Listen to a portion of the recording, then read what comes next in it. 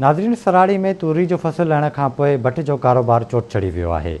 जॾहिं त भठे मालिक भट ख़रीद करे सिरू पचाइण लाइ इस्तेमालु करण लॻा आहिनि।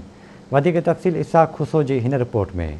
सराड़ी भरिसां अल मुस्तफ़ा कॉटन फैक्ट्री जी अल नसीब कांटे ते सिरें जो फर्ट जो कारोबार उरूज ते पहुतल आहे, जॾहिं त हितां जा मक़ामी मज़दूर फर्ट विकिरो करे पंहिंजो रोज़गार करण लॻा आहिनि।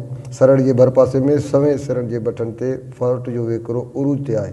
सिरें जे फर्ट जे फी मण 300 खां 400 रुपया फी विकिरो थी रहियो आहे। फर्ट भठे मालिक ख़रीद करे सिरनि जे भठे ते ॿारनि तौरु इस्तेमालु कनि था। उन सिलसिले में मज़दूरनि ऐं वापारियुनि आवाज़ न्यूज़ सां ॻाल्हाईंदे चयो त जन में फर्ट वठंदा आहियूं, फर्ट मौसम थींदी आहे महीनो ॾेढ, इन करे मज़दूरी कंदा आहियूं। हिते कारोबार ॿियो को बि कोन्हे को, सिर्फ़ु फर्ट जो सीज़न ईंदी आहे, फर्ट में मज़दूरी कंदा आहियूं, हिते भठनि वारनि खे ॾींदा। काई चोट चढ़ी वई आहे हिते, मुश्किल मज़दूरी बिल्कुलु मुश्किल थी वई आहे।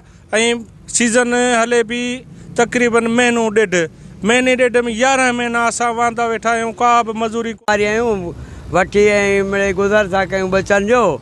भठनि वारनि खे ॾियूं था मिड़े 5 रुपया रोज़ी था, ज़मींदारनि खां ख़रीद करे भठनि वारनि खे ॾियूं था 5 रुपया मिड़े रोज़ी जे लाइ। सीज़न आहे महीने अधु जी, पोइ यको बेरोज़गार आहियूं, किरायो आहे मणकती जो 30-35 रुपया। असां ग़रीब माण्हू आहियूं, किथां बचनि जो गुज़र कयूं, सफ़ा ग़रीब मिसकीन आहियूं। किथां 35-40 रुपया किरायो आहे, 5 जे हिसाब सां बेरोज़गारी घणी आहे। हिते फर्ट जो कारोबार बि आहे, महीनो खनि हले थो, पोइ वरी बेरोज़गार आहियूं। इहा असांजी मज़दूरी आहे बसि। हिते तक़रीबन फर्ट जो कारोबार घणो कनि, छाकाणि त हितां जा माण्हू तक़रीबन बेरोज़गार आहिनि।